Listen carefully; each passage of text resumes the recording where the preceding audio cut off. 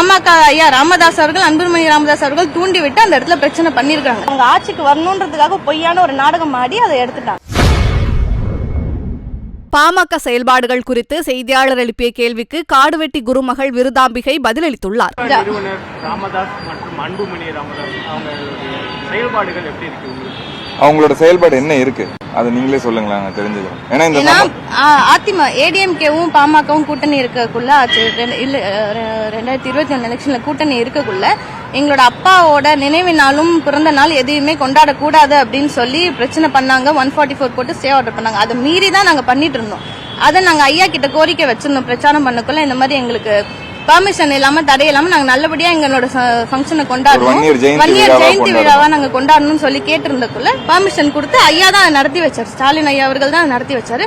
இந்த ஆண்டு February 1 எங்க அப்பாவோட 64வது பிறந்த நாள் முன்னிட்டு நாங்க வெங்கல சிலை நாங்க திறந்து வச்சிருக்கோம். எங்க அப்பாவோட உருவ சிலை திறந்து எங்க பாட்டியோட கையால காடுவெட்டியார் அவர் கூட அம்மாவோட கையால நாங்க திறந்து வச்சிருக்கோம் அந்த சிலைய.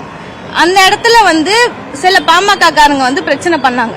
பாமக ஐயா ராமதாஸ் அவர்கள், அன்புமணி ராமதாஸ் அவர்கள் தூண்டிவிட்டு அந்த இடத்துல பிரச்சனை பண்ணிருக்காங்க. நீங்க திமுக வச்சு பிரச்சனை, அதாவது அமைச்சர் சிவசங்கர் அவர்கள் வந்திருந்தாரு. நாங்க எங்க மரியாதை செலுத்தும் வழியா அவங்களை கூப்பிட்டு இருந்தோம். அவங்க மரியாதை செலுத்திட்டு போனாங்க. அவங்க போக்குள்ள பிரச்சனை பண்ணாங்க எல்லாருமே. அதெல்லாம் ஐயா தூண்டி விட்டு நடந்த செயலாதான் நாங்க பாக்குறோம்.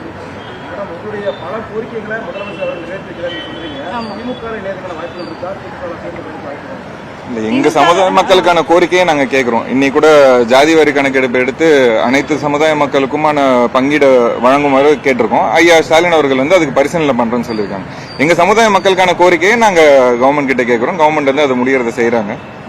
அதுக்கு பாராட்டு விதமாகவும் நன்றி சொல்லும் விதமாகவும் நாங்க எங்க கடமையை ஆற்றிட்டு போறோம். இதுக்காக இணையணுன்றது இல்ல.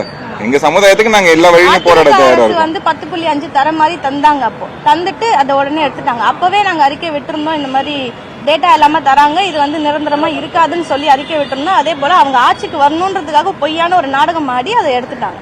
ஆனா இப்ப ஐயா ஸ்டாலின் அவர்கள் நாங்க சொன்ன கோரிக்கையை அவங்க நிறைவேற்றி கொடுத்திருக்காங்க.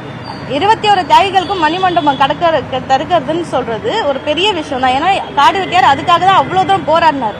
செய்திகளை உள்ளது உள்ளபடி தெரிந்து கொள்ள ரெஃப்ளெக்ட் நியூஸை சப்ஸ்கிரைப் பண்ணுங்க.